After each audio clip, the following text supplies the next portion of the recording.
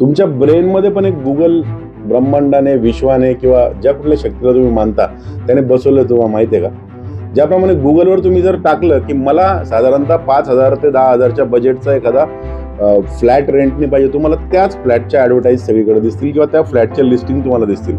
त्याचप्रमाणे आपल्या ब्रेनमध्ये RAS नावाची सिस्टम आहे जी इव्हिडन्स बेस शोधत असते. म्हणजे साधारणतः तुम्ही जर बिलीव्ह करता की पैसा कमवणं हार्ड आहे, तर पैसा कमवण्यासाठीचे जे हार्डेस्ट मार्ग आहेत तेच तुमच्या साधारणतः वाट्याला येतील आणि तुम्ही कितीही मेहनत केली तरी तुम्हाला जास्त पैसा कमवता येणार नाही. ब्रेन फक्त प्रूफ शोधेल.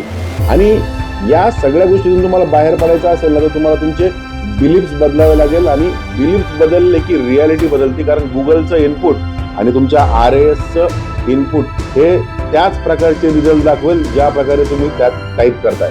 सो या ट्रॅपमधनं बाहेर पडायचं असेल ना, या रीलला नक्की सेव्ह करा, मला फॉलो करा. याच प्रकारचा कंटेंट मी दररोज तुमच्या साधारणतः या फीडमध्ये घेऊन येईल.